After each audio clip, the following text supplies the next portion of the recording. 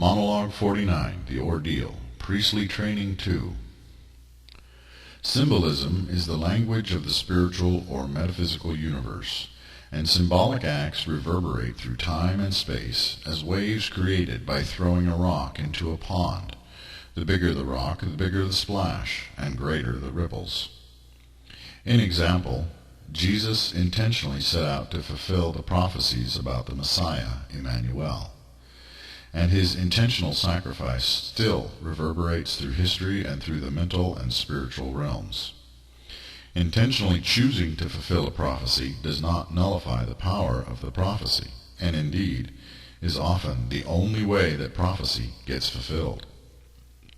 Your reality is like a choose-your-own-adventure book, and so predictions about the future are usually just one possible outcome for the story, reliant on the choices that the readers of the story make. In ancient times, different mystery cults required that their neophytes, new members, undergo symbolic drama plays and ordeals that were metaphoric in nature. In truth, pass or fail was illusory, for even in supposedly failing an ordeal, a person might learn their limitations and be forced to face their own fears and weaknesses, with self-knowledge as the goal. I will not give one specific Urian ordeal, but optional variations, for each must determine for themselves within their means what is most viable and what they can most endure. I do not command, but I do suggest. I shall set the bar low, high, and in the middle, and it is for each to climb over the one that is suitable to their height and stature, figuratively. In the most basic form, take with you water and unleavened bread, and go forth into the wilderness. It is for each to determine what other things they should or should not take, such as medications or a sleeping bag. But I would advise that you go with as little as is possible, taking that which is essential. A foolish person faces many dangers even in crossing the street, but a wise person is safe in the midst of the flood and the flames. I say this as a warning, for blame me not if you are the former rather than the latter. In retreating from the rat's maze into the wild and empty places, pitch your tent or build for yourself a lean-to, and then set to work upon a circle of stones to completely ring your campsite. The desert is cold by night, forested regions are prone to rain and mist, and the dry riverbed may have been carved by flash flooding from downpours high up in the mountains. Far from civilization, the nights are truly dark, unless beneath the fullness of the moon and stars. Bless your circle of stones with the prayer that sanctifies sacred spaces, and pray for God's presence and protection. Without fire, if you can endure it, sit before your shelter or lie within it. All substances of addiction left behind you, all narcotics and spirits of stupor abandoned for the duration. For 3 days and nights you shall endure, and commit yourself to your devotions, prayerfully meditating upon the One who is your source and your destination. Such an exercise has its inherent dangers, and many are those who go into the wilderness for worldly reasons who never return alive. It is your choice, and you should not say that anyone has coerced or commanded you to risk your life, neither that anyone else is responsible should you be taken by God during your ordeal. The will of the One shall be done. Yet for the infirm and or weak-willed, the frightened and the timid, I shall give alternatives of lesser measure.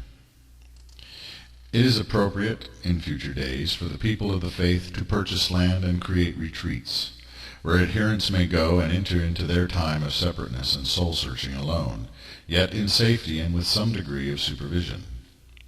Indeed, given the fact that your enemies shall seek to destroy you by any means possible, including lawsuits, you should take every precaution at such sanctuaries to ensure the safety of the guests.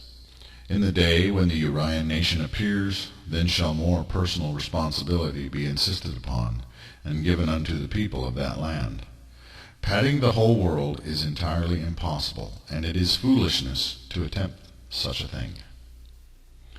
For those with financial means and the fortitude for travel, I grant that an ordeal may involve a lengthy pilgrimage to the holy sites of the 7 monotheisms.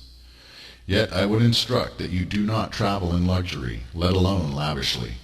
Rather, that you should wander the earth in as humble a fashion as you are able to endure, and have the courage to accept.